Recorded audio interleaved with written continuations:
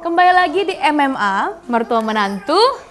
Akur dong. Kali ini seru sekali ya, studio MMA didatangi oleh dua bocil-bocil yang lucu banget ya, yang udah semangat makan rotinya kita ya. Waduh, gak apa-apa, boleh sambil makan, boleh sembari minum.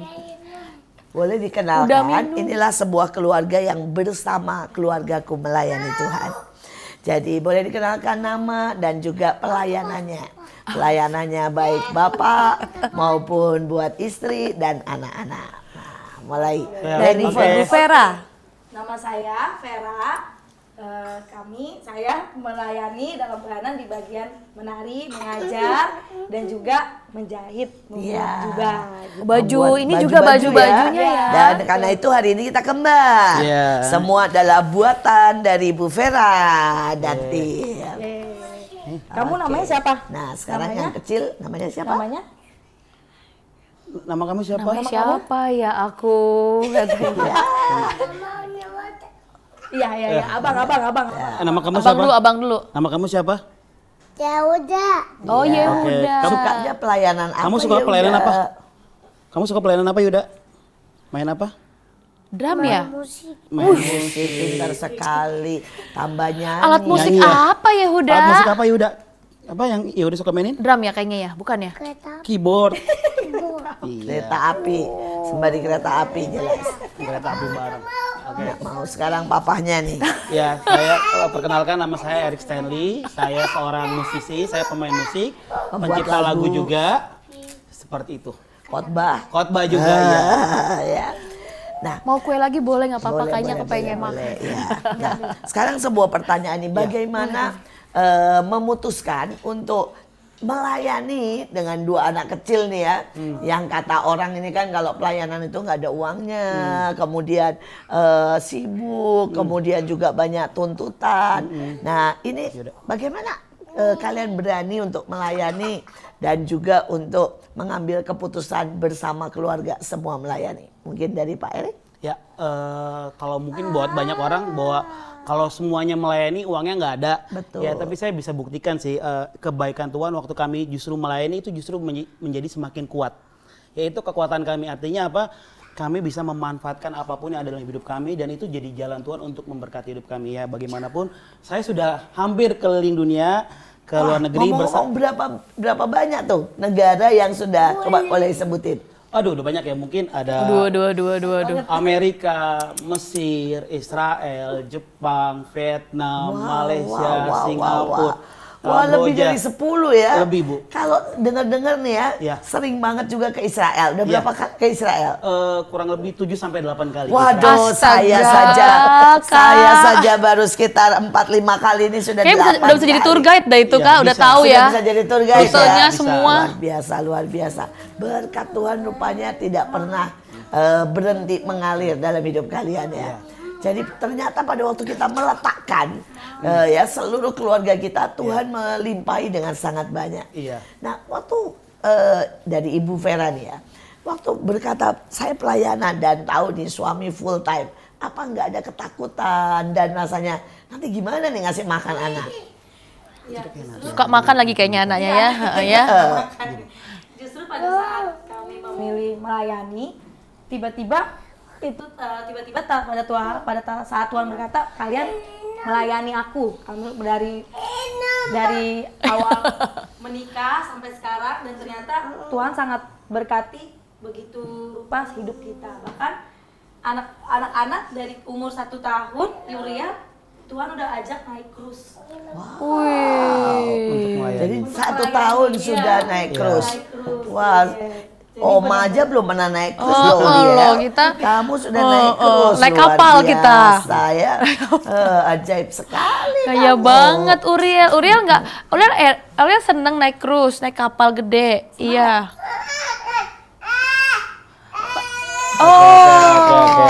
Aku mau minum pokoknya. Mau minum pokoknya, Mah mau minum. Lucu ya. Nah, Kalau tadi kan ngomong Erik hampir semua nih kemana-mana. Kalau Vera udah kemana aja nih? Kalau ke luar negeri? Kebetulan saya juga puji Tuhan udah banyak Bu. Saya udah ke Israel juga, ke Hong Kong. Wow. Nepal udah hampir 5 kali ada. Wow. Nepal 5 kali. Tumpah. Wah, tumpah ya. Benar berkati hidup kami, benar angkat hidup kami karena kami melayani Tuhan. Luar Keren biasa. sekali. Tapi pasti di dalam pelayanan tetap ya ada tantangan, ada pergumulan. Nah, boleh bercerita nih titik terendah dalam hidup Kak Vera dan Erik nih ya. Kapan dan apa yang kalian rasakan? Oh lah ya. Waktu itu mungkin titik terendah dalam hidup aku saat mungkin anak kedua itu Tuhan panggil.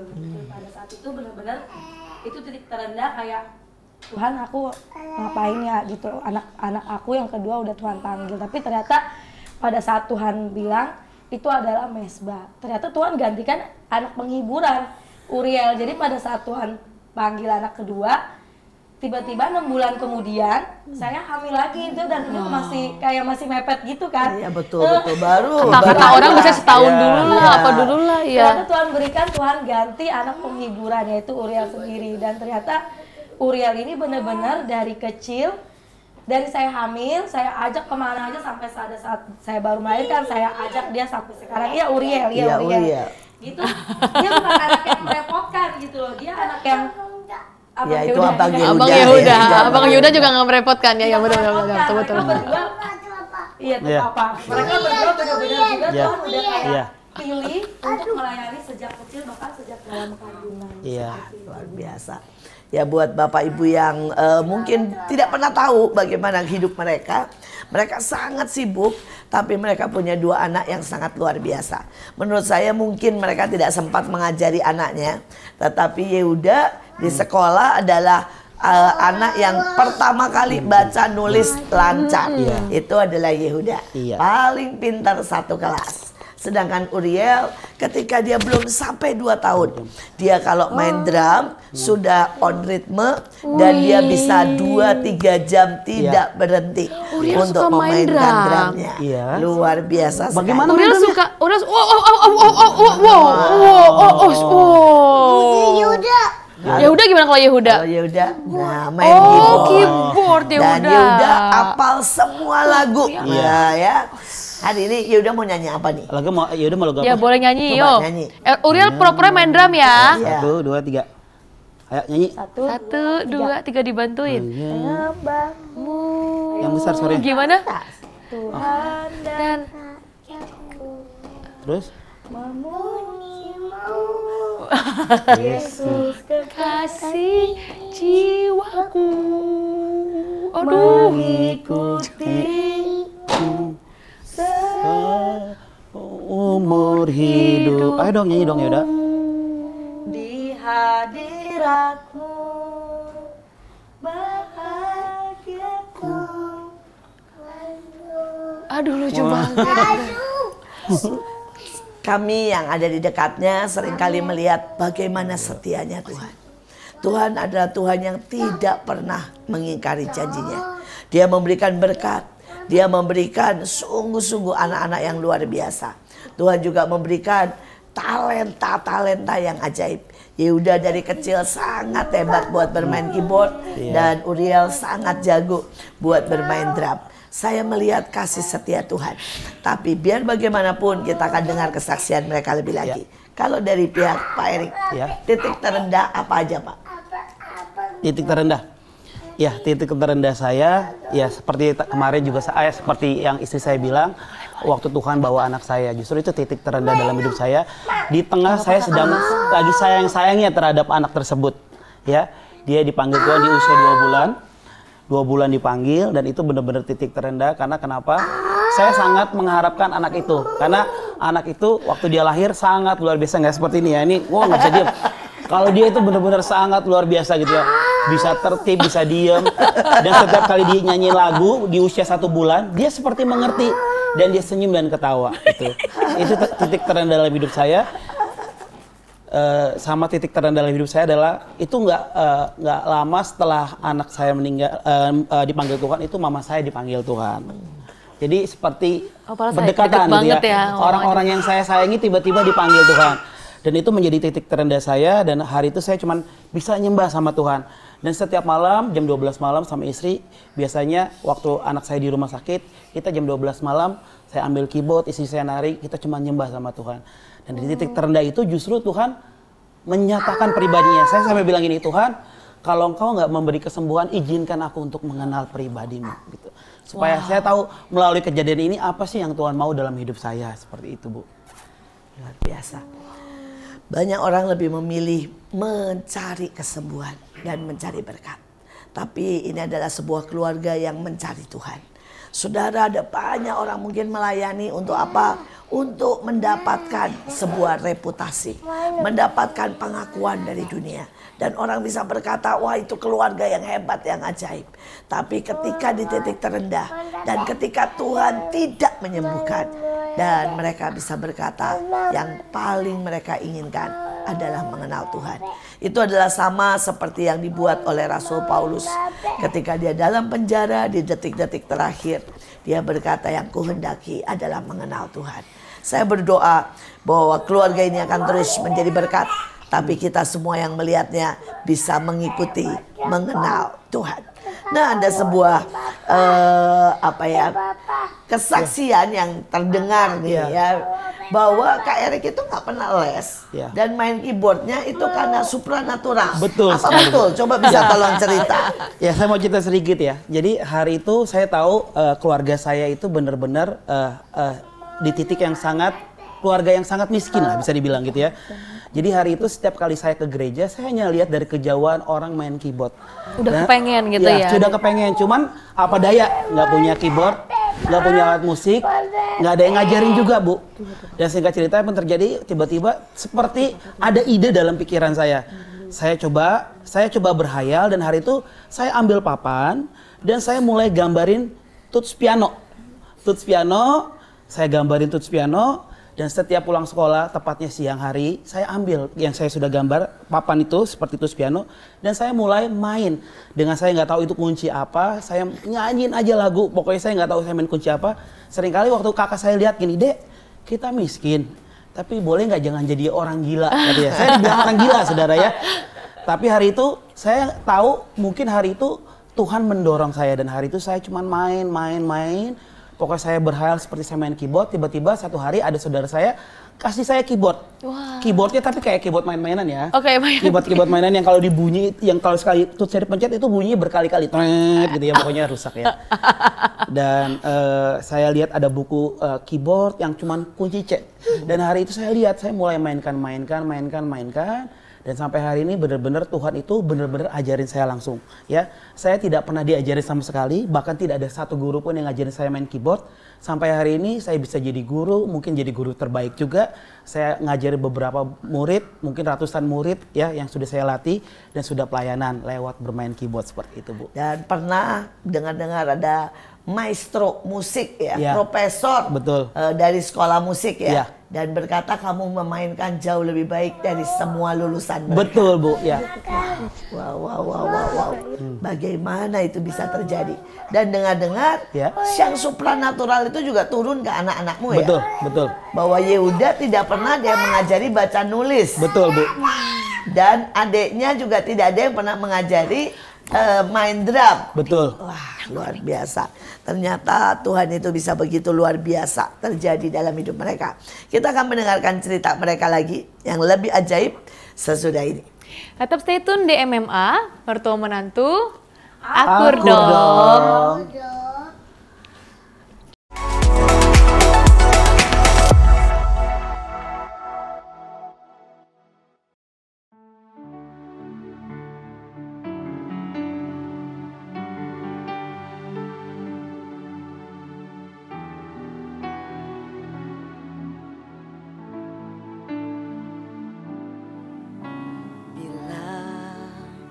Buka mataku dan lihat wajahmu,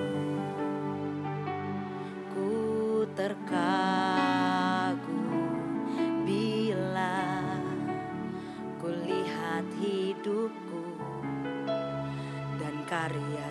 dengan ku tersanjung karena semua yang baik dalam hidupku itulah karyamu. Kau beri kesempatan yang baru dan ku ingin mengenalmu Tuhan lebih dalam dari semua yang ku kenal. Tiada kasih yang melebihimu.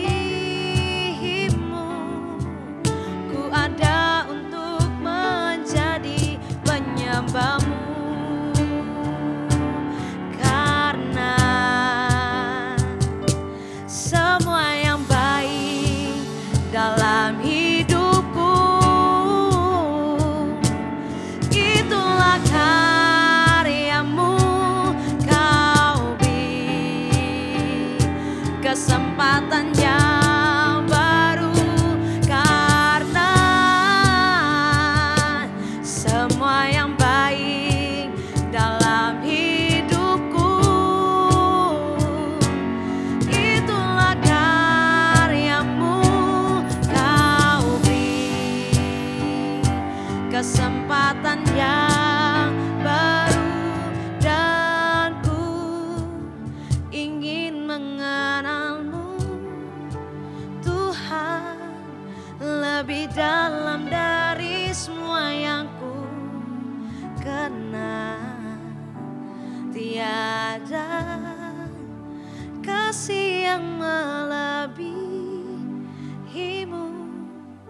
Ku ada untuk menjadi penyembahmu. Ku ada untuk menjadi penyembahmu.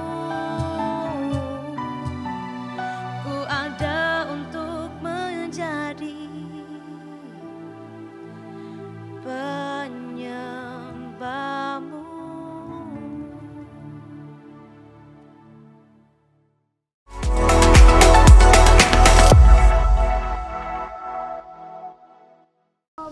Kembali lagi di MMA, mertua menantu. Akur dong. Kita masih dengan keluarga super yang sangat ajaib. Mereka semua melayani Tuhan dari sejak anaknya masih kecil. Betul. Dari dalam kandungan. Betul. Kita hari itu pernah ada doa di Curug, betul ya? Oh iya. Anaknya dibawa loh. Luar biasa. Naik gunung, digendong ya Uriel ya. Ya, Uriel kayak air terjun ya? Air terjun kan? Ajung. Ngapain? Main apa? Ngapain Uriel ke air terjun? Main apa? Nah, nari. Nari. Narinya. Oh, gitu. Lucu sekali. Sampai udah ngantuk-ngantuk, ditahan Sama papa Iya. narinya, bukan sama mama, sama papa. narinya diangkat. Diangkat ya. Diangkat ya Dea. Ada airnya banyak. Iya. Hebat. Nari banyak ya? Hebat sekali. Iya banyak. Nah, sekarang kita mau dengar cerita nih masa lalu sedikit dari Bu Vera nih ya. Nah, katanya dengar-dengar pernah nakal, pernah Waduh. nyuri gitu ya. Tapi bagaimana sampai hari ini bisa diubahkan dan bawa kesaksian sampai keliling Indonesia? Boleh cerita? Oke, jadi dulu waktu saya sekolah, Nah. SMP, bener banget saya pernah nakal, pernah mencuri gitu semuanya.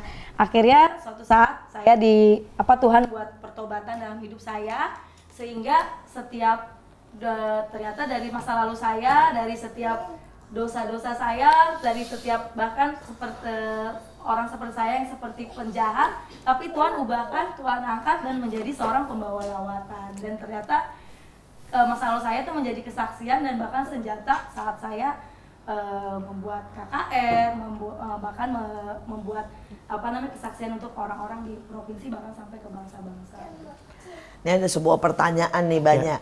apa nih rahasia keluarga ini sehingga kalian semua mengalami yang supranatural ya kan banyak banget ya pengen banget nih orang ngalamin bisa jadi supranatural main keyboard, Ibu Vera bisa supranatural nari bikin baju, terus kemudian anaknya bisa tiba-tiba baca nulis tanpa diajarin, bisa main musik tanpa diajarin, nyanyi lancar umur 2 tahun. Ya. Ini apa nih rahasianya? Apakah kalian doa atau mesbah keluarga atau apa? Saya Iya, mulai dari kepala keluarga deh. Membiarkan mereka dari usia sangat kecil, bahkan waktu dia baru lahir, saya pasti setiap kali saya main keyboard, saya akan taruh di samping saya. Ya, kedua anak saya sama, dua-duanya seperti itu ya. Bahkan dari mereka baru lahir sampai orang bilang gini, kan saya itu main musik saudara ya. Jadi setiap kali orang bilang gini, itu kamu nggak kasihan lihat anaknya di samping keyboard itu speakernya gede loh, kasihan kupingnya. Dan saya cuma bilang gini, enggak, saya percaya bahwa di hadirat Tuhan mereka akan bertumbuh. Karena bagaimanapun kita tahu bahwa gelombang musik itu salah satunya bisa buat orang pinter, ya. Apalagi disertai dengan mungkin hadirat Tuhan, itu jadi luar biasa. Sehingga ya lahirlah anak-anak ajaib seperti ini. Bahkan dia untuk dengar lagu, satu lagu full, dia cuma perlu 1-2 kali dia sudah hafal dari ujung ke ujung. Ya. Dia kalau diajar main keyboard misalnya contoh ya keyboard, saya kasih 1 hari itu nggak nyampe 1 hari. Saya cuma mungkin 10 menit saya kasih 3 kunci misalnya C, F, G, maka dia akan bisa menyelesaikan dengan sangat cepat. Seperti itu. Dan saya percaya karena saya membiarkan mereka dari usia sangat kecil, dari bayi saya taruh dan saya tenteng pelayanan, Bu. Ajaib sekali, ajaib sekali. Coba nih tolong, Yehuda lagu apa aja yang Yehuda udah bisa? Lagu apa aja yang udah bisa? Coba sebutin. Lagu apa aja? Lagu ini akan di situ akan nyanyi. Lagu apa? Lagu apa aja? Yang sekarang Yehuda paling suka lagu apa? Yang Yehuda suka lagu apa? Sekarang. Lagu apa yang Yehuda suka? Ku sembah ya kan. Ayo coba nyanyi, ku sembah ya. Yang benar nyanyi. Yang gede suaranya. Ya, suaranya. Ya, kau ajar bagiku. Oh, dia drum. Dia drum. Ayo, tangannya. Ayo. Ku mengangkat tanganku ya. Ya, kau hebat bagiku. Wah, luar biasa. Nah, kalau di rumah nih, apakah di rumah ada mesbah keluarga atau tidak ada? Nah, Keluarga. nah tolong nih, banyak orang tidak pernah punya mesbah keluarga di rumah mereka. Bisa Bu Vera cerita bagaimana mesbah keluarga? Mesbah keluarga kita biasanya walaupun kita udah pulang kadang malam. Biarin aja, biarin dia jalan-jalan. Jalan-jalan. Mau apa? Mau jalan-jalan di mana? Ya, tuh main drum, ayo bentar lagi. Sebentar lagi kita main drum ya. Ambil sticknya mau nggak? Ambil drum. Ambilnya mana sticknya? Tuh, Bentar ya ambil Bapak dulu. Ibu, kita butuh drum dulu ini Iya, iya. Sembari cerita. Sembari cerita. Jadi yuk. kita kadang sudah pulang malam, kadang kita sudah walaupun juga udah ya. capek kan kadang, Pasti kan. kadang kita nggak boleh melewatkan mesbah keluarga. Secapek apapun, bahkan anak-anak juga jadi ikutan tidur suka malam nih Bu. Karena kita sebelum tidur berdoa dulu, nyembah, malah Yehuda itu setidaknya dia main 1 kunci aja. Yehuda udah bisa kunci apa Yehuda? Kunci apa aja coba sebutin. Kunci apa? Kunci apa? Kunci apa aja? Dia udah bisa kunci C. Ya. Minta. Oh ya nggak apa-apa saudara ini. Siap ya, nih. Ya nanti habis kita cerita. Pegang dulu, sabar. Ya. Jadi kita nggak boleh. Ini kita geser dulu. Kita ini nih biar aman nih Nah, keadaan. apa-apa di sini. Nah ini nih biar nggak mental ya. Sip. Sip, Main drum yuk. silakan. Jadi Boleh. kadang kita kan kalau keadaan kita udah capek, terkadang kita tuh mungkin kita melewatkan sebuah mesbah keluarga. Padahal itu yang paling penting, secapek apapun, sepadat apapun jadwal, jangan sampai melupakan mesbah keluarga di tengah-tengah keluarga kita. Karena itulah yang membuat anak-anak kita bertumbuh. Gitu, karena mereka kadang mencontoh yang dari rumah. Betul. Mencontoh apa yang orang tuanya lakukan, seperti itu. Terkadang mereka juga kalau kita lagi mau ada doa apa, mereka ikutan puasa Bu. Iya, puasa handphone nih terutama, puasa gadget. Kadang kita pernah tegain ya udah puasa minum susu. Puasa minum susu. Iya, orang gue tega banget. Kita bilang, ya udah puasa minum susu ya, kita lagi mau pelayanan gitu. Jadi ya udah puasa minum susu gitu. Ajaib luar biasa nih satu keluarga. Usia berapa? Saya dengar dari sekolah, dari guru-guru ya, bahwa apa itu Yehuda itu sangat cepat sekali baca nulis padahal teman-temannya semua belum ada yang bisa dan tidak ada yang ngajarin. Nah itu di usia berapa? Kita itu mulai memperkenalkan dia huruf dan angka itu dari usia 1 tahun, Bu. Ya, di usia 2 tahun dia sudah mulai bisa mengeja ya dua kata seperti itu. Jangan di sini. Ya, dari 2 tahun dia sudah kita perkenalkan. Dari usia 1 tahun ya, kita perkenalkan belajar menghitung lancar. Ya, seperti itu. Ya udah mau berhitung? Ayo, mau berhitung nggak? Coba, yuk. Ayo coba. Oke. Coba ya, tes ya. Oke, ayo Mam. Kasih tua. Tuh plus tuh. Ayo tangannya. Equals berapa? Ayo. Tuh. Ya. Plus tuh. Berapa?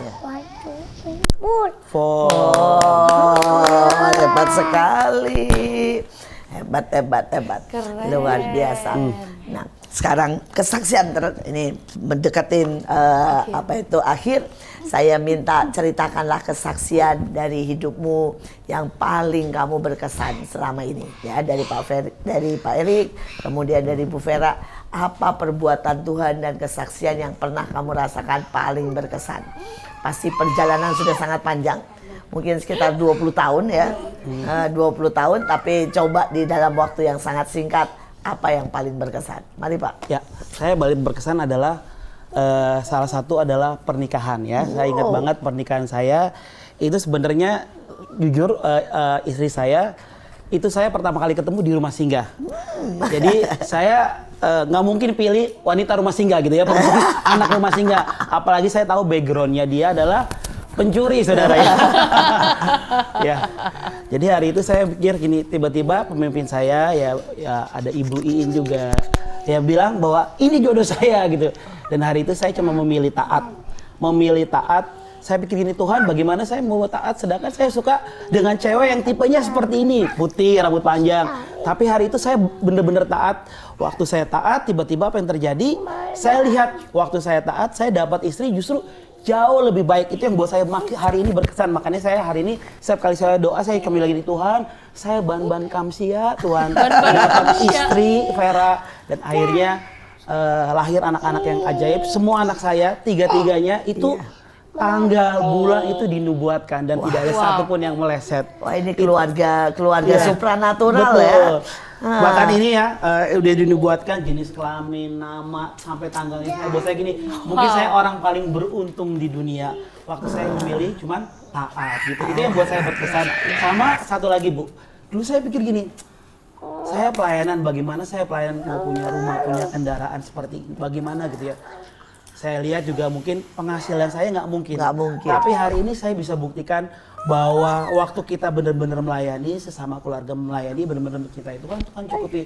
Ya saya bersyukur saya sudah punya rumah, punya kendaraan dan sebagainya. Gitu. Bahkan sudah sangat sering ke luar negeri ya. Iya, luar biasa. Nah sekarang dari Ibu Vera nih, sebelum ya udah ngantuk katanya udah minta susu. Susu dong katanya. Oke. Jadi waktu itu kalau saya yang paling berkesan benar-benar Tuhan itu benar-benar ubahkan hidup saya. Yang Ibu tahu sendiri udah sampai 20 tahun berjalan, benar saya tuh dari keluarga miskin, dari yang tadi suka mencuri, karena saya memilih berjalan bersama Tuhan, benar-benar Tuhan ubahkan gitu hidup saya, benar-benar Tuhan bawa sampai sejauh ini. Punya keluarga, punya anak-anak, bahkan kami punya juga anak didik yang mungkin belum banyak, tapi kami ingin setiap anak-anak didik itu benar-benar mewarisi perjalanan bersama Tuhan gitu. Bahkan pada saat kemarin saya baru pulang dari Hong Kong.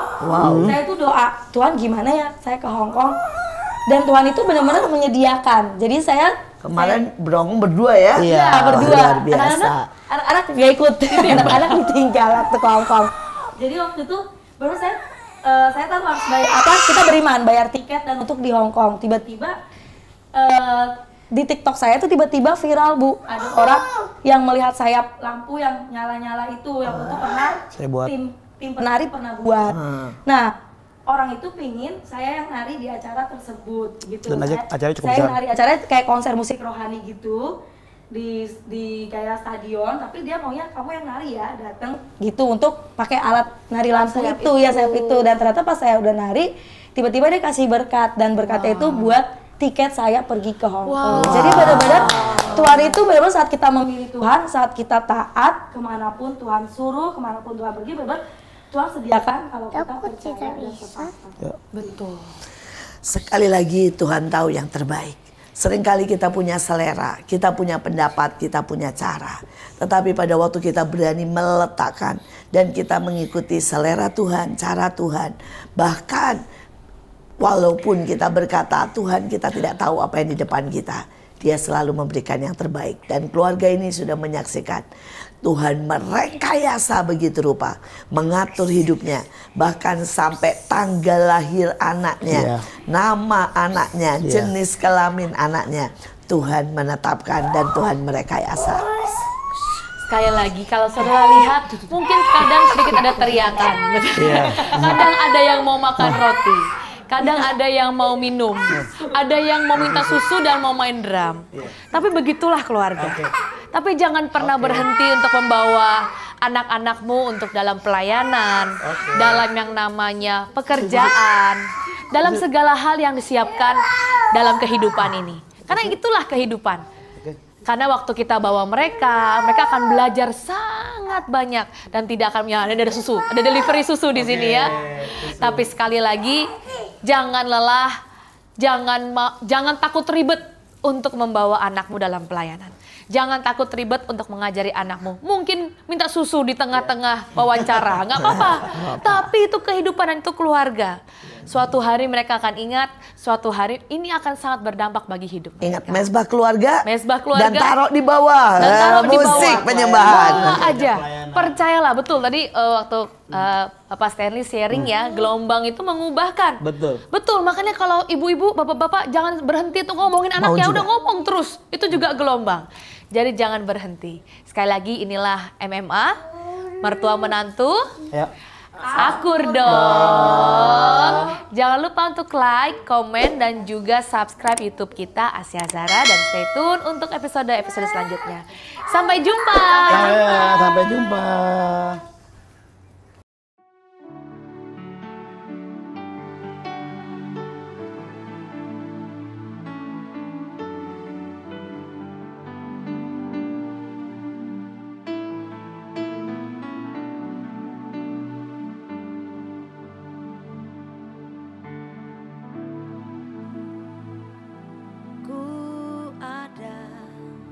Sebagai mana ku ada, berdiri menghadap tatamu Bapa, semua